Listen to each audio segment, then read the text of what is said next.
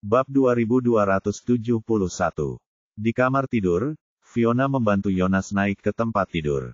Setelah itu, dia membantu menidurkan Jonas dan bahkan menyiapkan air untuknya. Dia merawatnya dengan sangat hati-hati. Ini bagus. Melihat Fiona menyibukkan diri, Jonas merasakan kehangatan di hatinya. Dia memang sudah tergila-gila pada Fiona sejak awal.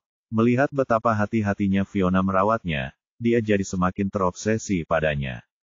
Namun, tanpa sepengetahuannya, ketika dia sedang merasa senang dengan segala sesuatunya, Fiona diam-diam mengirim pesan kepada Rodney, menceritakan semua yang terjadi hari itu.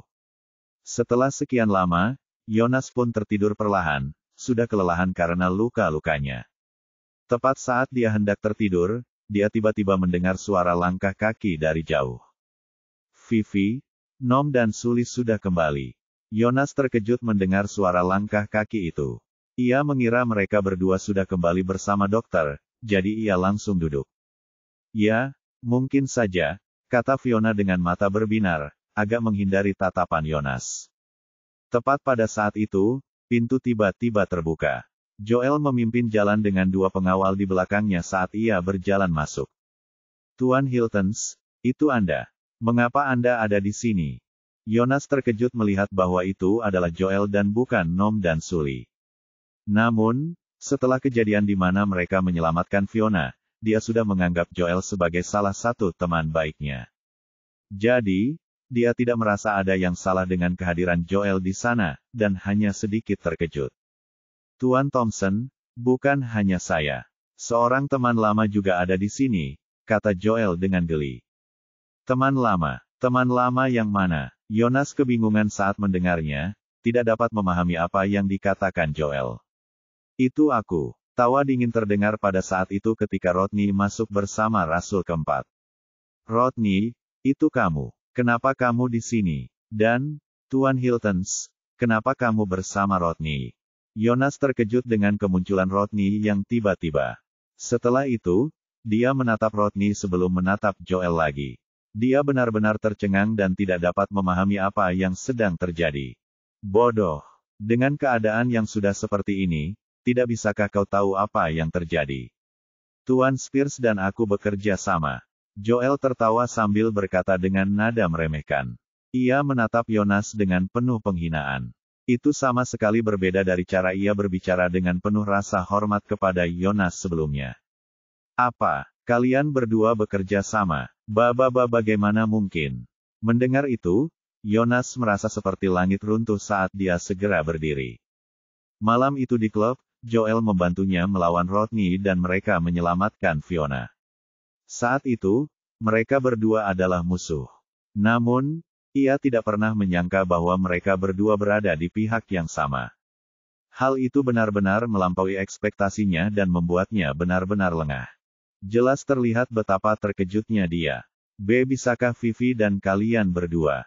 Ketika Jonas tersadar dari keterkejutannya, ia tampaknya menyadari sesuatu saat ekspresinya berubah drastis. Malam itu, Fiona menjadi penghubung segalanya.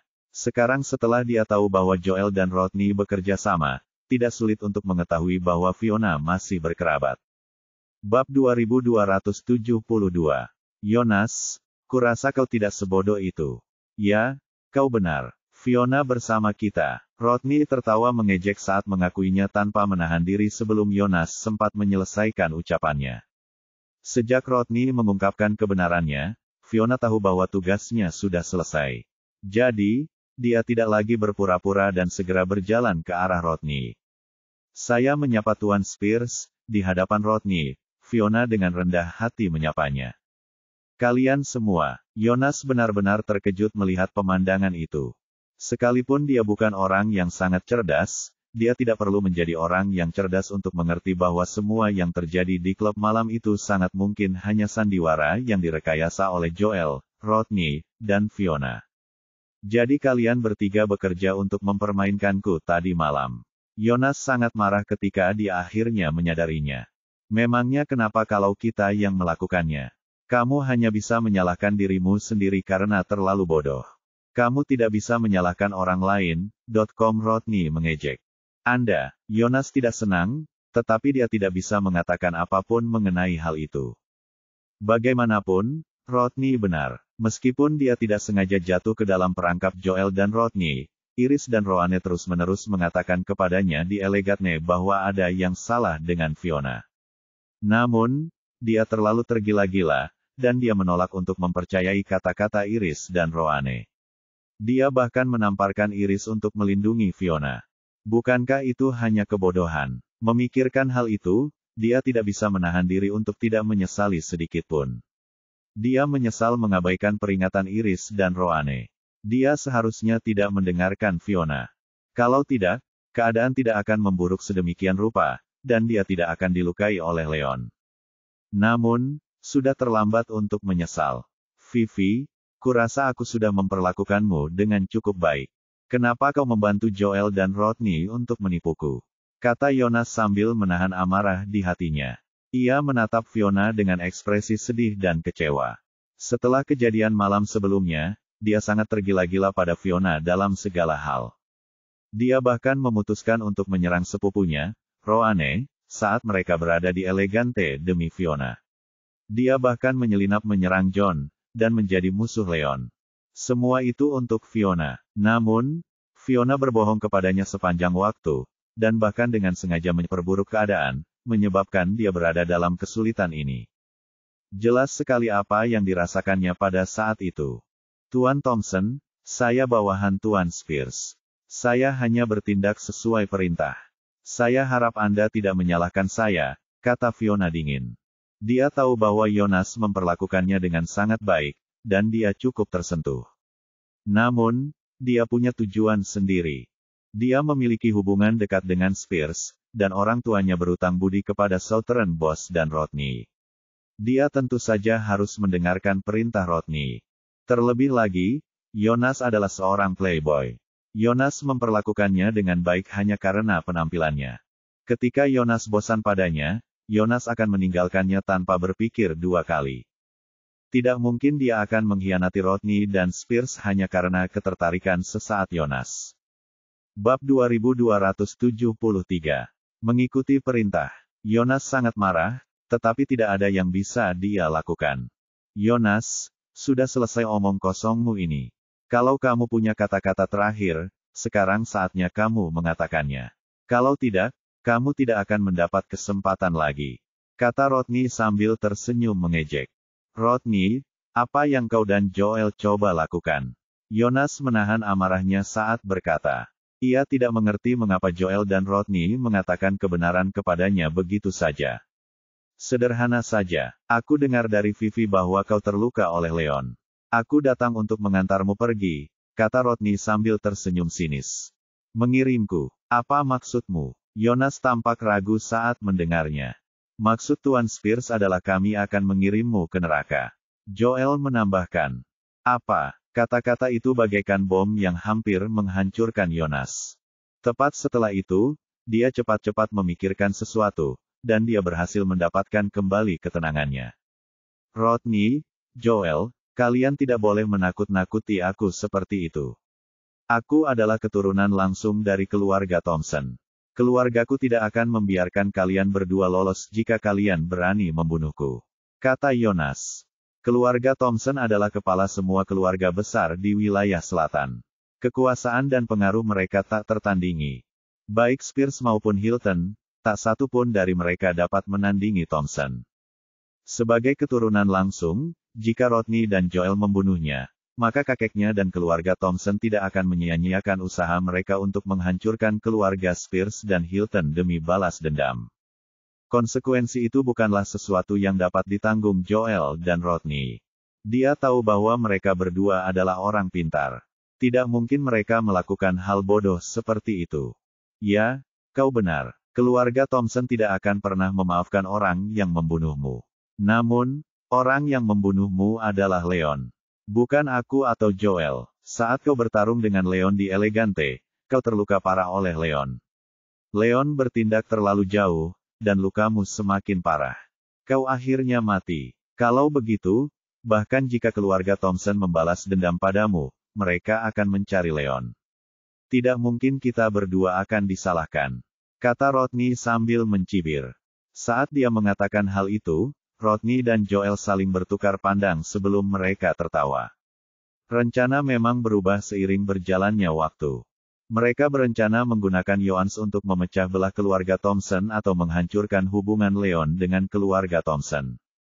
Namun, takdir berpihak pada mereka. Rencana itu berjalan lebih baik daripada yang mereka kira. Yonas terlalu bodoh, dan Leon menolak untuk mengalah. Ia akhirnya melukai Yonas dengan cukup parah. Jadi, mereka berdua berubah pikiran, berencana membunuh Yonas dan menjebak Leon atas hal itu. Kalau begitu, Leon pasti akan terpeleset dan membunuh Yonas. Keluarga Thompson tidak akan memaafkan Leon atas hal itu, dan akan melakukan segala cara untuk membunuh Leon demi balas dendam. Dengan cara itu, mereka bahkan tidak perlu melakukan apapun untuk menyingkirkan Leon. Di sisi lain, Rodney dikalahkan oleh Yonas di klub hari itu. Dia dipermalukan di depan umum. Rodney tentu saja tidak akan menerima hal itu. Jadi, dia dengan sengaja mengungkapkan kebenaran kepada Yonas dan menjelaskan rencana mereka kepadanya. Tujuannya adalah agar dia bisa mempermainkan Yonas dan memastikan Yonas merasa takut dan putus asa sebelum dia meninggal. Itu akan menjadi balas dendam atas apa yang terjadi malam itu. Bab 2274. Apa? Jadi kalian berdua mengincar Leon? Yonas terkejut setelah mendengar rencana Rodney. Akhirnya dia mengerti bahwa Rodney dan Joel tidak berusaha menakutinya. Mereka memang ingin membunuhnya. Terlebih lagi, Rodney dan Joel sudah siap. Mereka akan membiarkan Leon menanggung kesalahannya. Harus dikatakan bahwa rencana jahat itu sempurna. Begitu berbisanya sampai dia terkejut. Dengan mengingat hal itu, dia menggigil. Dia tidak bisa lagi mempertahankan ekspresi tenang di wajahnya. Yonas, aku sudah mengungkapkan kebenaran sepenuhnya kepadamu. Dengan begitu, setidaknya kau akan mati sambil mengetahui alasannya. Sudah waktunya bagimu untuk beristirahat dengan tenang, kata Rodney dengan senyum kejam di wajahnya. Ada kilatan pembunuh di matanya. Jelaslah bahwa dia sudah selesai mempermainkan Yonas, dan dia sudah melampiaskan kekesalannya. Dia sudah siap menyerang Yonas. Tidak, pria, cepatlah dan selamatkan aku, teriak Yonas. Ini adalah pertama kalinya dalam hidupnya dia benar-benar takut akan keselamatannya. Tepat setelah itu, dia tidak dapat lagi menahan rasa takutnya dan mulai berteriak dengan panik. Namun, Nom dan Suli tengah mencari dokter untuknya. Satu-satunya orang di villa besar itu adalah mereka yang ada di ruangan itu. Sekalipun dia berteriak sampai tenggorokannya hancur, tak seorang pun akan menyelamatkannya. Yonas, jangan berjuang tanpa alasan. Terima saja kematianmu. Rasul keempat, bunuh dia. Pastikan untuk membuatnya bersih. Kau jangan meninggalkan petunjuk atau jejak apapun, kata Rodney sambil tertawa dingin, memerintahkan Rasul keempat di belakangnya. Ya, Rasul keempat mengakui. Setelah itu, dia melesat maju dengan kekuatan dahsyat dan dengan cepat menyerbu Yonas. Tidak, kau tidak bisa membunuhku. Aku masih muda, aku tidak ingin mati, kata Yonas dengan ekspresi terkejut dan takut di wajahnya. Hatinya hancur berkeping-keping. Karena Rodney dan yang lainnya ada di pintu, tidak ada tempat bagi Yonas untuk lari. Namun dia menolak menerima kematiannya seperti itu. Jadi, dia dengan panik mulai berlari ke jendela dan mencoba melompat keluar. Kau pikir kau bisa lari? Ucap Rasul keempat dengan dingin. Setelah itu, dia melesat maju dengan cepat muncul di hadapan Yonas dan memotong jalan Yonas. Setelah itu, dia mengangkat tinjunya dan langsung menyerang Yonas dengan kekuatan yang dahsyat. Omong kosong. Hati Yonas menjadi dingin saat merasakan energi sejati yang luar biasa datang dari Rasul keempat. Dia dengan panik mundur dan mencoba menghindari serangan itu. Namun, dia hanya berada di alam kaisar tingkat menengah. Dia sama sekali tidak berada di dekat Rasul keempat, yang sudah berada di alam maha kuasa tingkat menengah, dalam hal kekuatan. Tidak peduli seberapa keras dia mencoba, dia tidak dapat menghindari serangan Rasul keempat sama sekali. Dia terpaksa mundur saat serangan Rasul keempat mendarat. Wah! Dengan suara keras, tinju Rasul keempat mendarat tepat di dada Yonas. Jonas mendapat pukulan keras dan menyemburkan darah saat ia terpental beberapa meter ke belakang dan menghantam tanah dengan keras. Ia terjatuh, dan jantung Jonas berhenti berdetak. Matanya yang marah menatap tajam ke arah Rodney dan yang lainnya. Setelah itu, kepalanya menunduk dan dia menghembuskan nafas terakhirnya. Bab 2275. Bab 2275. Tuan Spears, Jonas sudah mati. Rasul keempat menguji denyut nadi Jonas dan yakin bahwa Jonas tidak lagi menunjukkan tanda-tanda kehidupan. Bagus sekali. Rasul keempat, kau tidak meninggalkan petunjuk apapun, kan?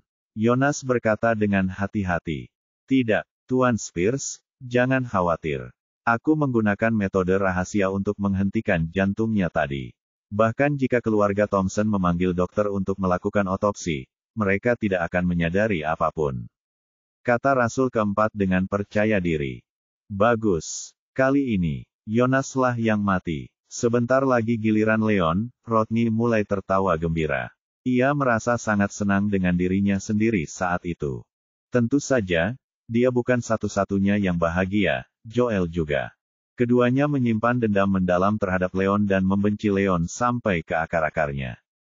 Kesempatan akhirnya ada untuk balas dendam mereka. Saat keluarga Thompson mengetahui bahwa Leon membunuh Jonas, mereka tak segan-segan membunuh Leon untuk membalas dendam. Dengan begitu, keluarga Spears dan Hilton bahkan tidak perlu bersusah payah untuk menyingkirkan Leon. Tanpa perlindungan keluarga Thompson, mereka juga akan dapat merebut grup Simpson dengan mudah. Itu adalah rencana yang sempurna. Terlihat jelas betapa bahagianya mereka berdua. Selain itu, Rodney bisa saja membunuh Jonas sendirian. Namun, tidak ada teman abadi di dunia ini. Rodney sengaja membawa Joel agar Joel ikut serta dalam pembunuhan Jonas. Dengan begitu, Joel dan Hilton akan terikat erat dengan Spears.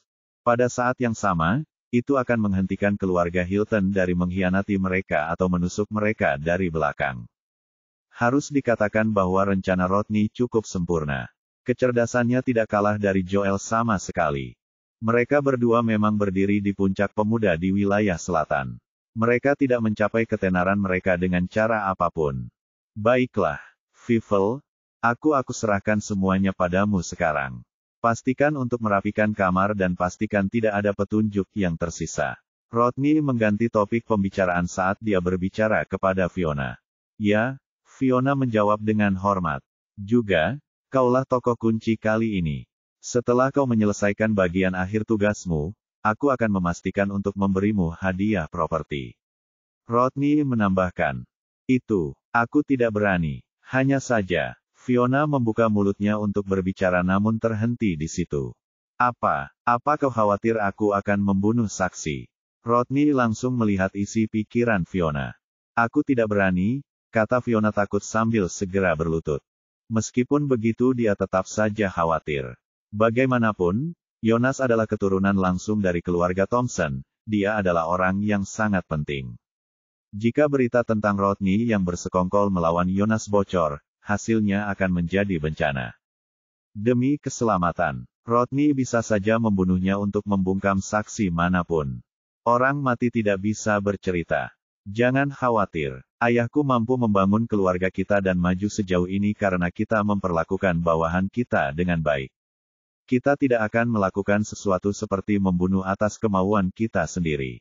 Setelah kau menyelesaikan tugasmu, aku akan memberimu sejumlah besar uang. Lalu, aku akan mengirimmu dan orang tuamu pergi. Kau dan keluargamu akan dapat menjalani kehidupan yang mudah dan tanpa beban. Rodney berjanji. Dia sama sekali tidak berbohong kepada Fiona. Membunuh orang lain adalah cara yang tercela. Rodney dan Southern Boss tidak akan melakukan hal seperti itu. Kalau tidak, mereka tidak akan bisa sampai sejauh ini. Terima kasih, Tuan Spears. Fiona sangat gembira mendengar janji Rodney, dan menjadi jauh lebih tenang. Setelah itu, Rodney memberi isyarat kepada Rasul keempat untuk memindahkan tubuh Jonas ke tempat tidur. Setelah itu, Fiona merapikan kamar, membersihkan jejak darah Jonas. Kamar itu tampak seperti sebelumnya. Setelah semuanya selesai, Rodney melihat tidak banyak jejak perkelahian. Jadi, dia dan Joel segera Hanya Fiona yang tersisa di villa untuk mengurus semuanya. Bab 2276. Setelah rombongan Rodney dan Joel pergi, Nom dan Sully tiba sekitar setengah jam kemudian. Mereka berhasil mendatangkan seorang dokter terkenal. Dokter itu adalah seorang pria tua berusia sekitar 60 tahun. Rambutnya sudah mulai memutih dan auranya tampak serius. Dia adalah seorang dokter terkenal dari daerah sekitar, dan ahli dalam pengobatan tradisional dan modern. Di belakangnya ada seorang pembantu muda dengan sebuah kotak di tangannya. Mereka tampak sangat profesional. Beberapa dari mereka tiba di ruang tamu dan kebetulan bertemu Fiona. "Nona Fiona, di mana dia?" "Ini Finlay segar, dokter yang kita dapatkan," kata Nom dan Sully dengan hormat. Mereka berdua tahu bahwa Fiona adalah pacar baru Jonas. Mereka tidak berani menyinggung perasaannya terlalu jauh. "Oh, Jonas lelah dan dia kembali ke kamar untuk beristirahat. Aku akan membawa kalian semua untuk menemuinya. Dokter juga bisa merawatnya," kata Fiona santai. Setelah itu, dia membawa yang lain ke kamar tidur. Di kamar tidur, "Jonas, bangun, dokter sudah datang." Fiona sengaja berpura-pura memanggil Jonas yang ada di samping tempat tidur, namun tidak ada reaksi. "Ada apa?" Fiona tampak terkejut. Setelah itu, ia menyingkirkan spray dan memeriksa Jonas sebelum ekspresinya berubah drastis. "Tidak, Jonas, kurasa dia sudah tidak bernapas lagi," teriak Fiona. "Apa?" Nom dan Sully terkejut mendengarnya. Mereka hampir terpukul oleh keterkejutan Fiona. Saat berikutnya, mereka segera bergegas ke sisi tempat tidur sambil memeriksa detak jantung dan pernapasan Jonas. Pada akhirnya, jelas bahwa Jonas tidak menunjukkan tanda-tanda kehidupan. Bagaimana ini bisa terjadi? Bagaimana ini mungkin? Nom dan Sully sama-sama terpaku di tempatnya. Saat mereka pergi lebih awal, Jonas masih baik-baik saja.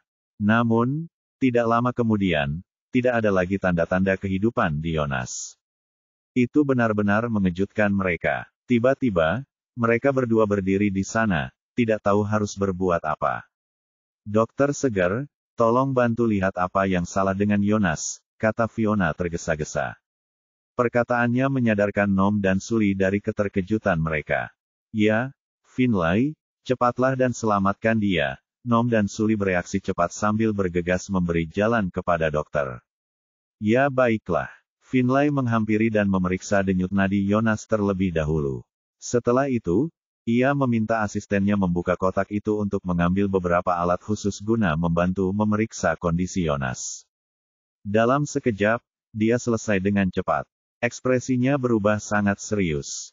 "Finlay, apa yang terjadi padanya?" Nom dan Sully sama-sama sangat cemas saat melihat ekspresi Finlay yang tidak bagus. Mereka tidak dapat menahan diri untuk bertanya dengan sedikit khawatir. "Saya sangat menyesal, tapi jantung Tuan Thompson tersumbat. Dia telah meninggal dunia. Mohon maafkan saya," Finlay mendesah saat mengumumkan kematian Jonas. "Apa?" Saat itu juga, bagaikan guntur yang menyambar. Meskipun Nom dan Sully sudah agak siap secara mental, mereka masih belum bisa menerima kenyataan yang kejam. Bab 2277. "Finlay, dia baik-baik saja tadi. Kok dia bisa tiba-tiba meninggal? Apa yang sebenarnya terjadi?" Nom memegang lengan Finlay sambil berbicara. Dia panik sekali sampai matanya memerah. "Berdasarkan apa yang saya lihat, titik vital di sekitar dadatan Thompson mengalami benturan keras. Jantungnya terluka, dan itulah sebabnya dia akhirnya meninggal," Finlay menjelaskan secara singkat. Karena Rasul keempat telah menggunakan teknik rahasia untuk merusak jantung Jonas, Finlay tidak mengetahui bahwa kematian Jonas adalah karena ia menderita serangan kedua. Dia hanya dapat menebak bahwa Jonas meninggal dunia akibat cedera di dadanya yang telah memengaruhi jantungnya. Mungkinkah Leon bertindak terlalu keras dan menyebabkan luka Jonas semakin parah hingga ia meninggal? Fiona langsung menyimpulkan bahwa kematian Jonas ada hubungannya dengan Leon. "Ya, pasti begitu. Leon membunuhnya." Nom dan Sully tampak seperti baru saja mendapat pencerahan. Mereka berdua tahu bahwa Leon telah melukai Jonas. Selain itu, Fiona sengaja menggunakan evaluasi medis Finlay untuk mengarahkan pikiran mereka ke arah itu. Mereka berdua langsung mengambil kesimpulan bahwa Yonas pasti mati karena Leon telah melukainya terlalu parah. Mereka tidak dapat memikirkan kemungkinan lain selain itu. Nom, ayo cepat-cepat menelepon ke rumah. Kita perlu memberitahu tetua dan tuan kedua tentang hal ini, kata Sully. Tuan kedua yang mereka maksud adalah ayah Yonas, keturunan langsung dari garis kedua, August Thompson. Yonas adalah keturunan langsung dari keluarga Thompson. Dia adalah orang yang sangat penting. Mereka berdua tentu perlu melaporkan fakta bahwa Yonas telah dibunuh oleh Leon kepada Arthur dan August sesegera mungkin. Setelah itu, mereka berdua mengeluarkan ponsel mereka. Mereka baru saja akan menelepon ketika sesuatu terjadi. Yonas, aku tahu kau bersembunyi di sana. Apa yang kau lakukan? Kau benar-benar mempermalukan keluarga kami. Pada saat itu, teriakan marah terdengar di luar. Tepat setelah itu, beberapa langkah kaki panik terdengar perlahan mendekat dari jauh. Sepertinya tetua ada di sini. Nom dan Sully tahu bahwa itu suara Arthur. Setelah itu, mereka berdua tidak berani menunda lagi. Mereka buru-buru membuka pintu kamar dan keluar. Pada saat itu, Arthur, Angus, dan beberapa orang lainnya baru saja memasuki ruang tamu dari luar, bertabrakan dengan Nom dan Sully di sana.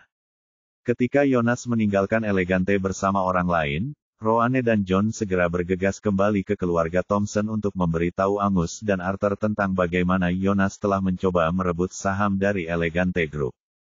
Ketika Arthur mengetahui hal itu, dia sangat marah. Dia tahu bahwa Yonas cukup biasa-biasa saja dalam banyak hal, jadi dia tidak banyak meminta dari Yonas. Biasanya, selama Yonas tidak melakukan sesuatu yang sangat jahat, dia tidak akan terlalu banyak menegur Yonas. Namun, Yonas justru menyalahgunakan kekuasaan keluarga Thompson sebagai bagian dari rencananya yang keji untuk mencuri saham Elegante. Hal itu sangat merusak reputasi keluarga, dan merupakan noda pada kehormatan mereka.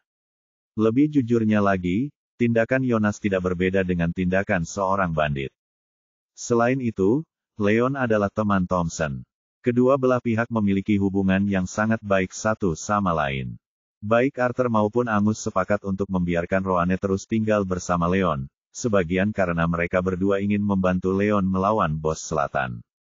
Di sisi lain, mereka ingin menggunakan Leon untuk memukul mundur Bos Selatan juga. Selama Leon tetap kuat, Bos Selatan tidak akan pernah bisa menjadi ancaman bagi keluarga Thompson. Di sisi lain, jika Leon jatuh, maka sifat ambisius dan serakah dari Bos Selatan akan berarti bahwa Arthur dan Angus pasti akan menjadi target berikutnya. Pada akhirnya, Leon sangat penting bagi keluarga Thompson. Mereka saling mengandalkan satu sama lain. Meskipun demikian, Yonas tidak hanya bertindak tidak terhormat, tetapi ia bahkan telah mencoba menggunakan cara-cara tercela untuk menjatuhkan Leon dan merusak hubungan persahabatan mereka. Itu tindakan yang benar-benar bodoh. Jelas terlihat betapa marahnya Arthur pada saat itu. Jadi, dia segera membawa beberapa orang ke villa pribadi Yonas, berencana untuk benar-benar memberi Yonas pelajaran agar Yonas tahu untuk berhenti. Dia tidak ingin Yonas terus membuat Leon marah dan merusak hubungan mereka, yang berpotensi menyebabkan mereka menjadi musuh. Itu tidak akan ada gunanya bagi Leon atau keluarga Thompson. Bab 2278. Salam, Tetua.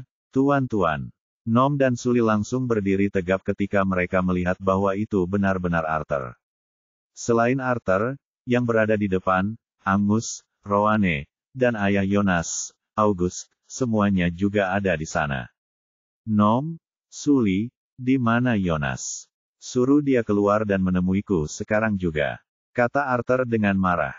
Tuan, dia sudah meninggal, kata Nom dan Sully dengan mata memerah dan ekspresi kesakitan di wajah mereka. Apa? Kata-kata itu bagaikan bom yang meledak di tempat. Baik Arthur, Angus, August, atau yang lainnya, semuanya benar-benar terpukul oleh berita yang tiba-tiba itu. Apa yang baru saja kau katakan? Setelah Arthur pulih dari keterkejutannya, ia langsung mencengkeram kerah baju Nom, mengangkatnya sambil berkata dengan marah, Nom, ulangi apa yang baru saja kau katakan. Apa yang terjadi pada Yonas? Tuan, dia sudah meninggal, Sully mengulanginya dengan susah payah. Tidak, Itu tidak mungkin. Yonas baik-baik saja. Bagaimana dia bisa tiba-tiba mati? Ini tidak mungkin nyata. Sebelum Arthur sempat mengatakan apapun, August langsung menyerbu ke depan. Wajahnya tampak tidak percaya dan tidak bisa menerima kenyataan yang kejam itu. Tuan, apa yang dikatakan Nom benar. Mayatnya ada di kamar tidur, kata Suli sambil menunjuk kamar tidur di belakangnya. Mendengar apa yang dikatakan Suli, Arthur segera melepaskan Nom dan bergegas ke kamar tidur bersama yang lain, ingin memastikan apakah yang dikatakan Nom dan Suli benar. Di kamar tidur, Fiona dan Finlay berdiri di samping sementara Yonas berbaring di tempat tidur, diam sepenuhnya. Melihat itu, Arthur dan August sama-sama tidak berminat untuk bertanya siapa Fiona dan Finlay. Arthur dan August berjalan melewati Fiona dan Finlay saat mereka mendekati mayat itu. August, khususnya, sangat khawatir dengan Yonas. Ia langsung berlari ke tempat tidur. Yonas, apa yang terjadi padamu? Bangun, August memanggil Yonas sambil menggunakan tangannya untuk mencoba merasakan tanda-tanda denyut nadi atau napas Yonas. Saat dia merasakan Yonas tidak menunjukkan tanda-tanda kehidupan, dia tertegun di tempatnya, seperti baru saja disambar petir. Arthur pun melakukan hal yang sama. Ia mencoba merasakan denyut nadi Yonas, dan ekspresinya berubah drastis setelah itu. Apakah Yonas benar-benar mati? Angus merasakan jantungnya berhenti berdetak.